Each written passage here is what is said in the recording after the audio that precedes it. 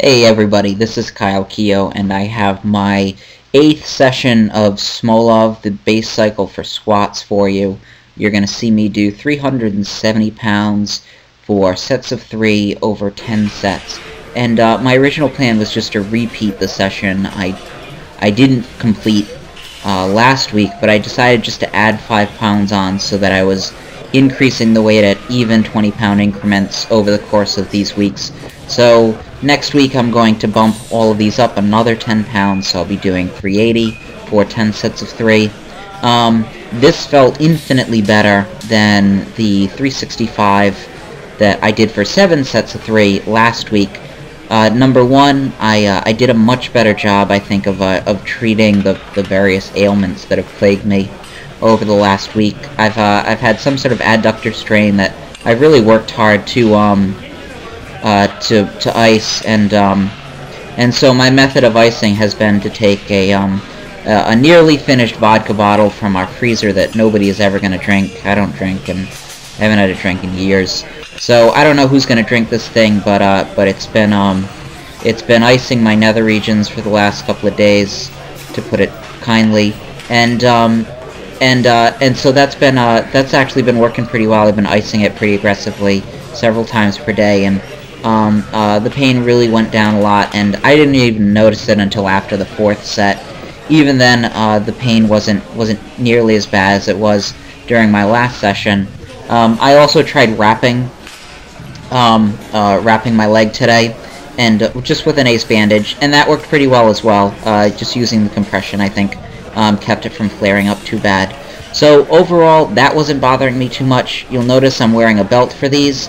I wanted to try my belt to see how my ribs responded to it, and I felt just fine using that belt. It didn't feel like my ribs flared up at all, so I'll get back into the belt and I'll start training with the belt.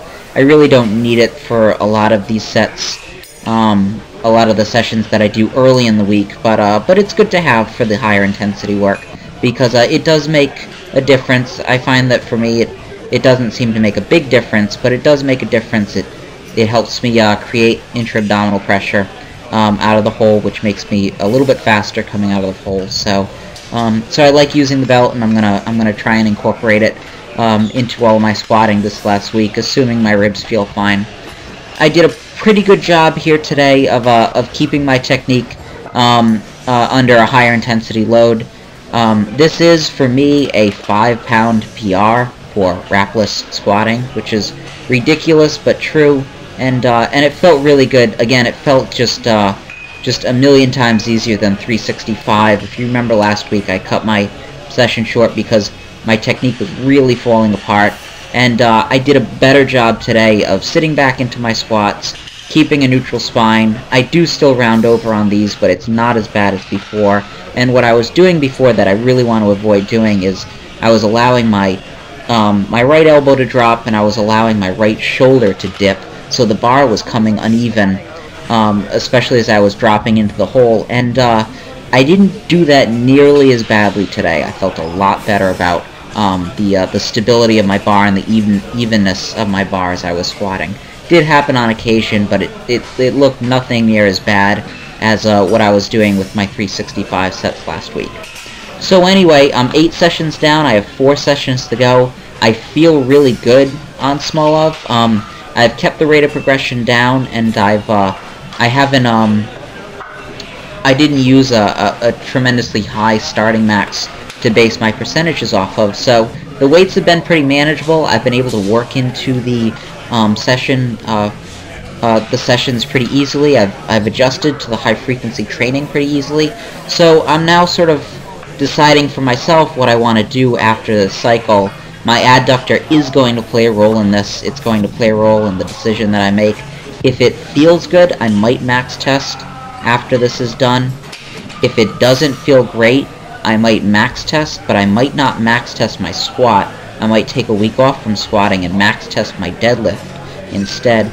Deadlift has felt really good, and I think if my numbers are encouraging on my Sunday session, I'm going to try and pull, I think, 475 for a triple with monster mini bands, which will add 80 pounds at the top, so it'll be, get out of the way! it'll be about, there you go, it'll be about 550 or so at the top, and I'm going to try and do that from a 1.5 inch deficit.